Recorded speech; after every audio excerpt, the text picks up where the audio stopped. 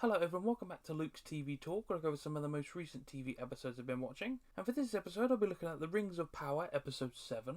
But just before I get into that, I did a review for She-Hulk Episode 8 and for Andor Episode 5, so if you're interested, go give them a watch. And make sure to like and subscribe to keep up to date with all future uploads. Okay, so let's get into the plot of The Rings of Power Episode 7. So the Southlands has been devastated by the eruption, with many dead and others wandering aimlessly. Galadriel wanders covered in ash. So literally the whole volcanic eruption has covered everything in like a thick layer of ash.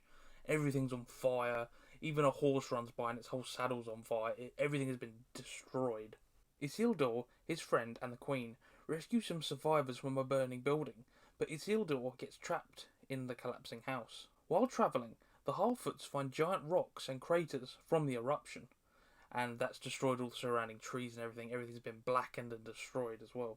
The stranger tries to fix one of the trees, but Nori's sister wanders under the tree and almost gets crushed by the tree branch. So basically, he's trying to help. He's been doing this for ages now, and everyone seems to be wary of him because the tree fell apart.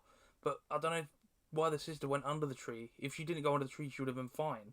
So I think it's kind of their fault for being reckless when he's trying to fix things. Even though they are scared, there are signs it worked. A little flower pops up behind the trees, so it looks like whatever he did is working. Elrond asks King Durin to allow them to dig for mithril, but he says no. Elrond says goodbye to Durin and his family, and soon after, Durin sees the effects of the mithril has on the corruption on the leaf, completely disappearing. So basically, Durin wants to help Elrond, but his father, the king, just won't do anything, and Durin is basically stuck literally between a rock and a hard place, and he gets frustrated and throws the bit of mithril, and it lands next to the leaf, and it starts to like curl back into its normal shape, and all the black corruption just vanishes. So he knows he needs to start digging for that mithril. Galadriel helps Theo reach the Numenor camp. The Numenor forces return to their camp, and it's revealed the Queen has somehow been blinded. So she's on a horse, and she's basically saying, "When is the fog and the mist going to disappear?" And they're all like, "What are you talking about? It was vanished like a mile back." And she's like, "Oh, okay then." So they come to the realization that she's lost her sight. Because of the danger, the stranger leaves before any more dangerous things can happen.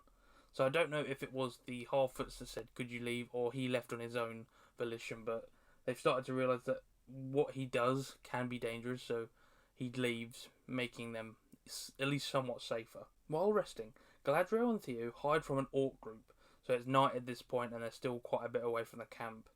And they're basically under like tree roots or collapsed trees, and this group of orcs is wandering through because they've basically got control of the whole area now. It's their land at this point. Durin and Elrond start digging, and even with tremors, they find a huge area of mithril. So they find a huge vein, and it looks like it goes hundreds of miles down, so it's going to be a huge deposit of the ore. King Durin arrives and stops them. He throws Elrond out and has an argument with Durin. So basically Durin knows what he needs to do, but King Durin is getting in his way, and he wants to help his friend. He's basically saying that Elrond is like his own brother, and the king gets frustrated because he brings the mother into the argument, and they just have an awkward father-son argument where they just won't talk to each other now, and nothing's going to get solved from this, unfortunately. The next day, the Harfoots find all the trees covered in fruit, so obviously whatever the stranger did to the tree, it's worked somehow, and it's made everything flourish with fruit.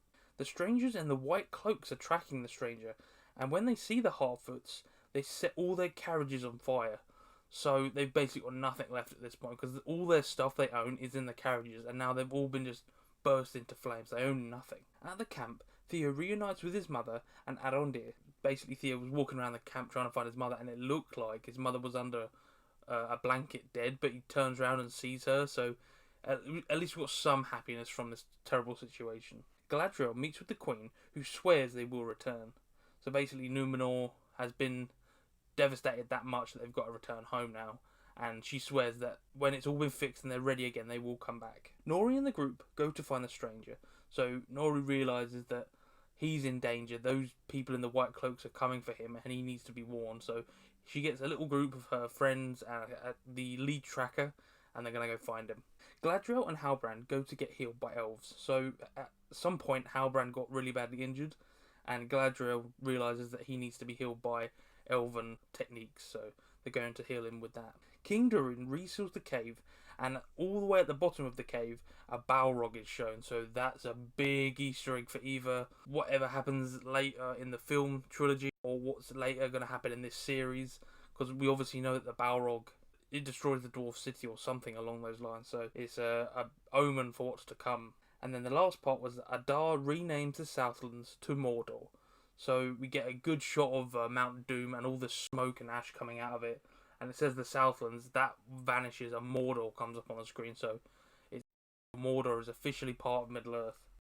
So I had a good time with this episode. It's basically all the aftermath of what happened previously and obviously a new journey for the stranger. So the people of the Southlands have been devastated and they've basically got to move on and find somewhere else to live now because the Southlands is unlivable and they've got no choice but to leave because it's basically orc territory now. The stranger is trying his best. He's doing what he can to help the Harfoots, but it seems that everything he tries, something goes wrong, and at this point, I think even he realises that he's a danger, so that's why he leaves.